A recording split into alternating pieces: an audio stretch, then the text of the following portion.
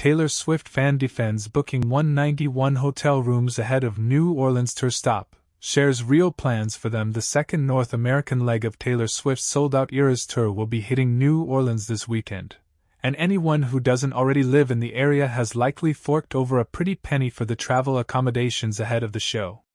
Rebecca Fox has spent more than a year trying to reduce the upfront costs those traveling to Louisiana will have to pay, purchasing a block of 191 hotel rooms at the Holiday Inn.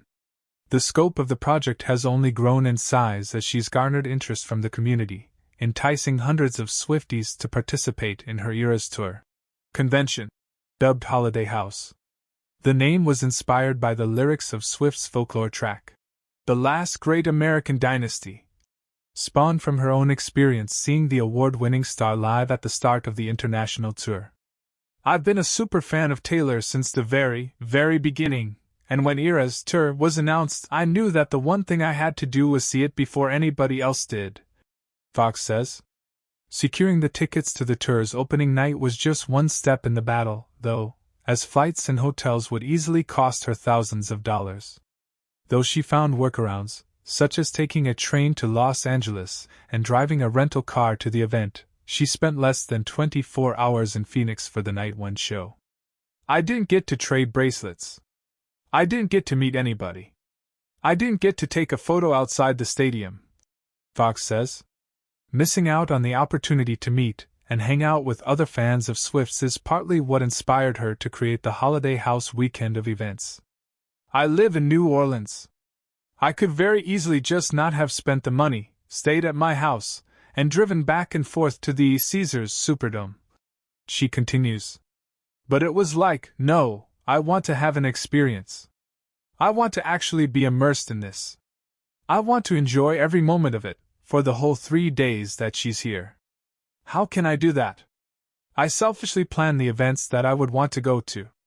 Before Swift had even announced the second North American leg of the tour, Fox admits she had a feeling the star would be stopping in New Orleans. Using various connections she'd made around the city, she called the Superdome to inquire about Swift's possible performance. "The stadium's response was so cagey that I kind of knew immediately that there was something that they were not saying," Fox recounts. "And so I started making plans to make the hotel block."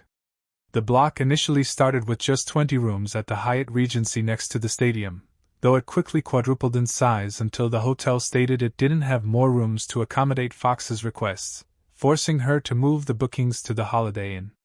"I fought really hard for every single room and every single person, and just so it's entirely clear, I've done this all at cost," Fox states, explaining that she's charged those coming to the convention face value for the rooms in her block, asking only for a $25 deposit. Concertgoers have easily spent thousands of dollars seeing Swift live, generating billions in revenue for the U.S. economy, and resulting in a good number of hopeful concertgoers getting scammed out of money attempting to purchase resale tickets. By creating this event, Fox hopes it'll at least reduce the cost of lodging for some. "Everything that we're doing is either Taylor-themed or New Orleans-themed," Fox explains, breaking down the various events she's planned for the weekend, running from October 24th to October 28th. Fox has organized numerous opportunities for Swifties to meet and interact with one another, including bracelet-making sessions, scavenger hunts and more for those who purchase a ticket to the events through her Friendship Bracelet Project website. "Before this, I literally only knew one other Swiftie in New Orleans, and now I have probably 40 really dear friends that live here, and I have thousands all over